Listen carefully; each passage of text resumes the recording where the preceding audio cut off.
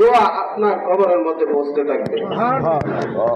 আর তিনটা, মৃত্যুর পরে আপনার লাশ যখন যাবে কবরস্থানে, তিনটা জিনিস আপনার সাথে যাবে। কয়টা জিনিস? এক, আপনার আত্মীয় স্বজন, ছেলে যারা আছে, ওয়ারিস যারা আছে, তারা আপনার সাথে যাবে। দুই, আপনার ধন সম্পদ যাবে। তিন, আপনার নেক আমল যাবে।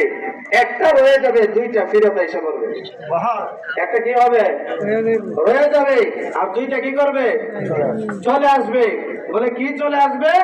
বলে নেক সন্তান অথবা আমার আত্মীয় স্বজন যারা আমার লাশ কাঁধে করে নিয়ে যাবে কবরের মধ্যে, ওই সময় যত আপনই হোক না কেন, সে আমার সাথে থাকবে না। ঠিক না?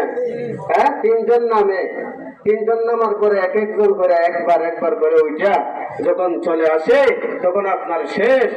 এক, দুই নম্বর হলো ধন সম্পদ যতই কামাই করেন, টাকা পয়সা যতই কামাই করেন, বাড়ি গাড়ি যতই কামাই করেন, একটু আপনার সঙ্গে যাবে না, সবকিছু আপনার রিটার্ন বাড়িতে এসে পড়বে।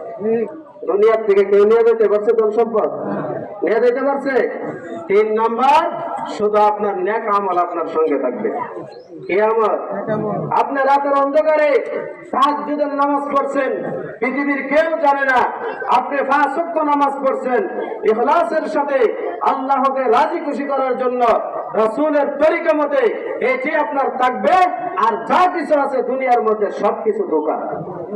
সবকিছু কি ধোঁকা? এটা মনে রাখতে হবে। আমরা এখন থেকে চেষ্টা করতে হবে 5 ওয়াক্ত নামাজ। এখানে জিজ্ঞাসা করেন যাদের ভিতরে আছে, ফজরের নামাজ ওর দিতে পারে না। বুঝেন না কথা? ফজরের নামাজ কি বলছি?